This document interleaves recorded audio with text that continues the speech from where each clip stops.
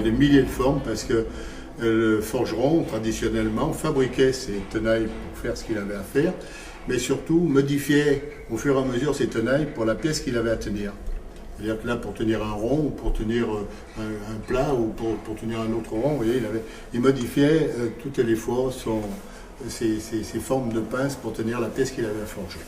La visite de la Mourine, la maison des forgerons de Saint-Martin-la-Plaine, pourrait débuter par une devinette. Mourine, vous avez dit Mourine, mais qu'est donc cette fameuse Mourine ? C'est la poussière, la toute petite poussière qui s'insinuait un petit peu de partout. C'est la poussière de forge. C'est un mélange de poussière de charbon et de résidus de calamine du fer. À Saint-Martin-la-Plaine, on forge depuis le Moyen-Âge. À la fin du 19e siècle, il y avait jusqu'à 200 forgerons. Le bruit du marteau sur l'enclume résonnait alors sans cesse dans les ruelles du petit village médiéval.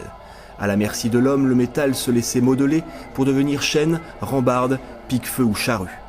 Le principe était de tisser, si l'on peut dire, une maille métallique, plusieurs sortes de mailles métalliques, plusieurs grosseurs de mailles, de façon à ce que, traversée par une lumière, elle représente l'image d'un forgeron tapant sur l'enclume. Durant 10 ans, l'association La Maison des Forgerons de Saint-Martin-la-Plaine a travaillé bénévolement pour ouvrir en juillet 2009 ses portes au public et rendre ainsi hommage à ces forgerons et à leurs gestes, aujourd'hui quasiment disparus. C'est volontairement sombre parce que dans les forges, c'était très sombre. Quand on parle de forgerons et de forges artisanaux à Saint-Martin, il y avait tout ça se passait dans les caves. Le forgeron aménageait sa cave avec une forge, avec une enclume, avec son soufflet. Et c'était dans la cave. Il n'y avait pas d'entrée de lumière, il n'y avait rien du tout. Il n'en avait pas besoin.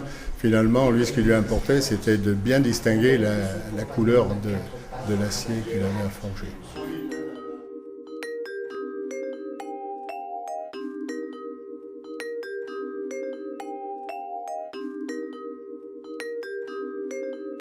À cette époque, on pensait faire quelque chose qui touchait uniquement la mémoire de Saint-Martin, la mémoire des forgerons et des descendants de forgerons de Saint-Martin.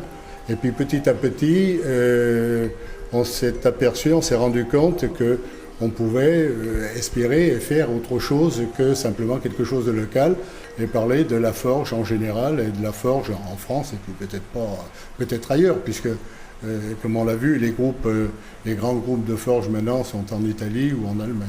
Chaque mois de mai, la Maison des Forgerons organise sa fête à Saint-Martin-la-Plaine. Vous y retrouverez marteaux, enclumes et forges. À votre tour, vous pourrez peut-être dompter l'air, le feu et l'eau pour façonner outils ou autres pièces d'art.